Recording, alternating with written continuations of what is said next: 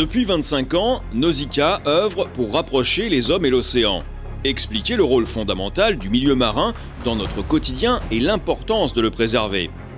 À l'origine, la réalisation de Nausicaa a été confiée à Jacques Rougerie.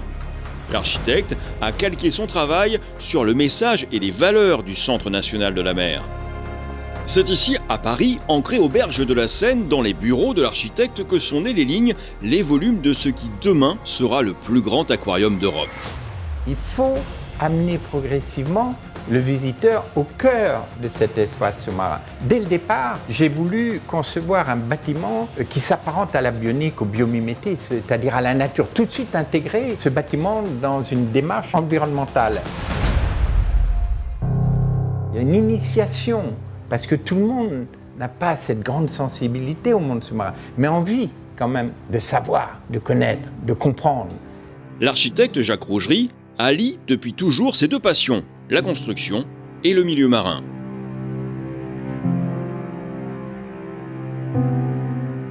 Nausicaa, c'est un bâtiment dont la silhouette déjà révèle en soi la vocation. Dans le Grand Nausicaa, l'immersion sera plus progressive, plus profonde aussi.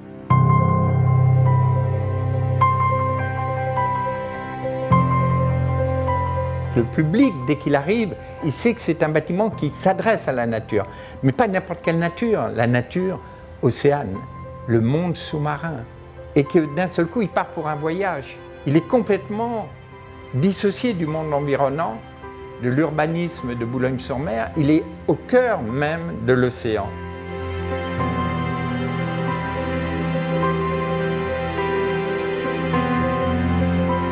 Mais Nausicaa porte un message, celui que joue l'océan dans l'avenir de l'humanité.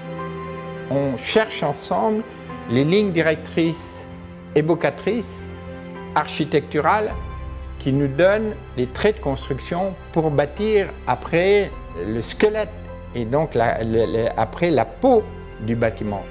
La force de cette architecture, les contours de ce bâtiment, c'est la signature, la transcription du message de Jacques Rougerie.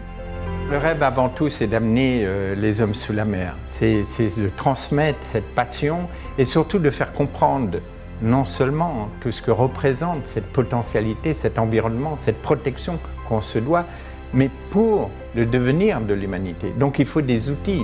Ça me donne encore plus d'envie de transmettre à travers ces outils comme Nausicaa, c'est faire comprendre au grand public ces grands enjeux. C'est ça ma fierté, c'est cette continuité et cette transmission. C'est de l'océan que naîtra le destin des civilisations à venir.